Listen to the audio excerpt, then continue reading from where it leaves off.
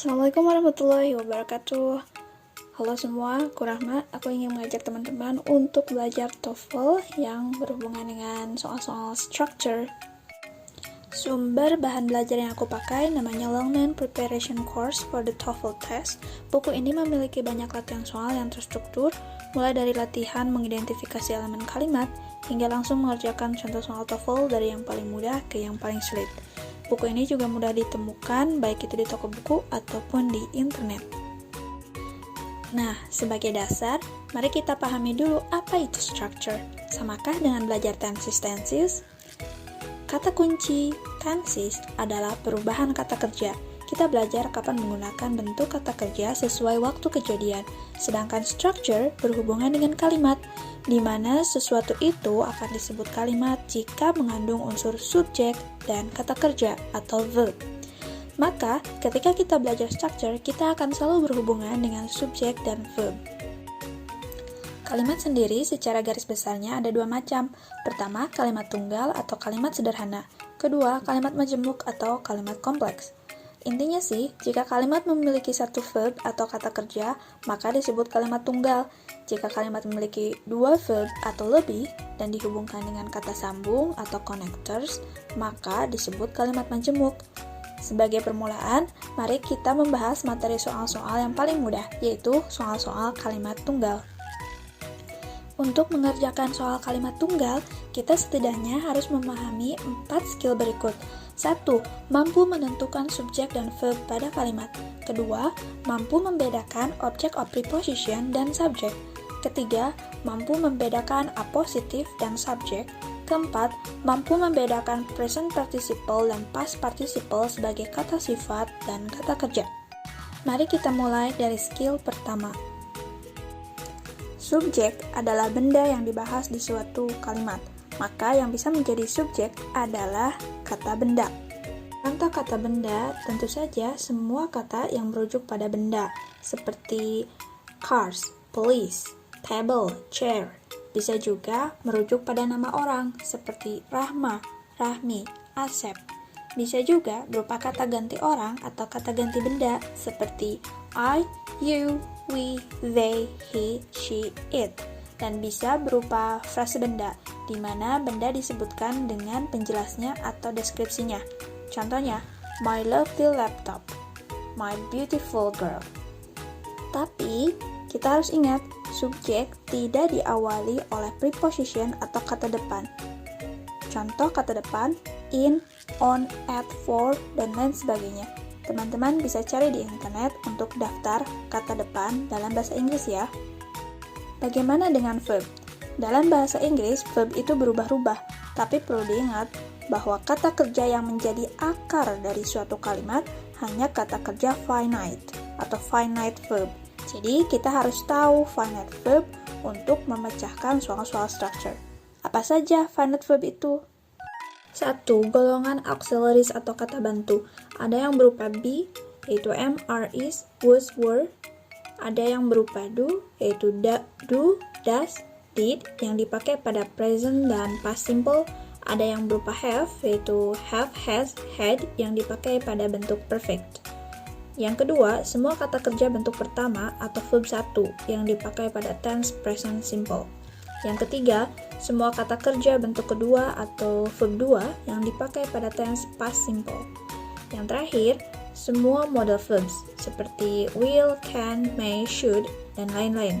Teman-teman bisa mencari daftar modal verbs di internet. Mari kita aplikasikan materi tadi pada soal berikut. Perhatikan kalimatnya. Titik-titik was backed up for miles on the freeway. Antara subjek dan verb, unsur mana yang ada pada kalimat? Oke, kita mendapatkan verb di sini, yaitu was, tapi belum ada subjek. Maka, kita cari pilihan yang bisa dijadikan subjek. Ingat, subjek itu harus berupa benda dan tidak diawali preposition. Yang A, yesterday, itu adalah kata yang menunjukkan waktu. Yang B, in the morning, di sana diawali dengan preposition, nggak bisa menjadi subjek. Yang C, ada traffic, itu kata menunjukkan benda ya. Nah, ini berupa kata benda dan bisa dijadikan subjek. Yang D, cars, juga benda dan bisa dijadikan subjek. Selanjutnya, sesuaikan subjek dengan verb. Kita tahu bahwa was adalah kata kerja untuk subjek tunggal. Nah, carilah kata benda tunggal pada pilihan, yaitu traffic. Kenapa tidak cars?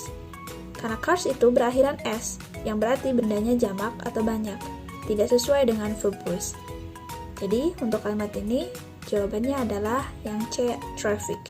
Contoh soal nomor 2, engineers, for work on the new space program. Engineers adalah kata benda, maka dia bisa jadi subjek. Tapi, selanjutnya tidak ada kata lagi di kalimat yang bisa menjadi verb. Bagaimana dengan kata work di sana? Oke, kata work bukan kata kerja pada kalimat itu. Kenapa? Karena diawali dengan preposition for. Ingat, verb tidak bisa diawali oleh preposition, sehingga kita harus mencari verbnya. Pada pilihan, satu-satunya opsi yang memiliki verb hanyalah opsi B atau B dengan kata are. Maka itulah jawaban yang tepat. Baik, masuk ke skill kedua, yaitu object of preposition. Tadi dikatakan subjek dan verb tidak diawali oleh preposition ya, karena kalau sekumpulan kata-kata diawali oleh preposition, itu namanya object of preposition, bukan subjek lagi ataupun verb. Contoh object of preposition di sini ada for better or worse, by cars, with friends, dan ingat, mereka semua itu bukan subjek. Mari kita aplikasikan materinya ke contoh kalimat berikut. Seperti biasa, kita harus cari subjek atau verb dulu ya dalam kalimatnya. With his friend, found the movie theater. Nah, with his friend diawali oleh preposition, jadi itu bukan subjek ya. Ada kata found, verb 2, dan termasuk finite verb. Oke, kita sudah dapat verb, tapi belum punya subjek. Maka carilah kata yang bisa dijadikan subjek di pilihan. Ingat ya, subjek itu kata benda. Dan dari semua pilihan di sini hanya opsi B, yaitu he, yang merujuk pada benda. Yang A ada has, itu kata kerja. Later itu adverb. Yang D ada when, juga adverb atau juga bisa jadi connectors. So, jawabannya yang mungkin adalah opsi B. Baik, lanjut ke skill ketiga, yaitu membedakan apositif dan subjek. Apositif itu sekumpulan kata-kata yang menjelaskan atau mendeskripsikan subjek, tapi tidak ada finite verb di dalamnya. Jadi tidak ada kata kerja dalam apositif itu ya. Contohnya di sini, Sally, my best friend, lives in Japan. Lihat my best friend di sana, yang diapit oleh koma adalah apositif. Dia menjelaskan kata Sally sebagai subjek. Kadang apositif juga muncul di awal kalimat dan diakhiri oleh koma, seperti my best friend Sally lives in Japan. Tapi ingat, yang di dalam koma ataupun yang diakhiri oleh koma itu bukan subjeknya. Jadi, structure untuk apositif bisa seperti ini ya. Subjek, koma, apositif, koma lagi, baru ke verb. Atau apositif dulu, kemudian koma, subjek, kemudian ke verb. Mari kita aplikasikan materi tadi pada contoh soal berikut.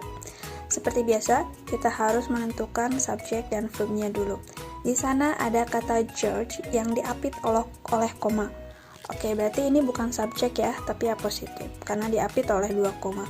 Kemudian ada kata is. Nah, itu baru verbnya. Jadi, yang hilang di sana adalah subjek. Kita punya verb, tapi nggak punya subjek. Kita cari subjeknya di pilihan. Bisa tebak yang mana? Iya, pilihannya adalah yang opsi D, my friends. Yang A itu menunjukkan adverb of time, right now. Yang B, happily, itu ada adverb of manner, kelakuan. Yang C itu ada kata because. Nah, bisa subjek diawali dengan because. Kita coba lagi di soal nomor 2. Mari kita analisa kalimatnya. Di sana ada kata Sarah. Nah, ini bisa jadi subjek. Kemudian ada kata Mrs. Ini adalah verb 1, finite verb. Oke, ternyata sudah lengkap, ada subjek dan juga verbnya. Maka pilihlah jawaban yang tidak mengandung finite verb lagi. Kenapa? Karena klausanya sudah lengkap di soal itu. Ada 1 subjek, ada 1 verb. Tidak usah ditambah klausa baru lagi atau finite verb lagi. Silahkan tebak kira-kira jawaban yang mana? Oke, jawabannya adalah yang A. Yang A ya. Opsi B dan C itu ada finite verb is, jadi dia nggak bisa. Sedangkan opsi D ada kata benda play yang artinya permainan. Jadi akan rancu kalau dipakai untuk menjelaskan kata Sarah. Sarah itu kan orang, cocoknya pakai player, pemain, bukan permainan. Skill 4 tentang present participle dan past participle. Present participle itu adalah verb ing dan past participle itu adalah verb 3. Dan keduanya itu bukan finite verb. Jadi pertama kita bahas dulu yang verb ing ya, yang present participle.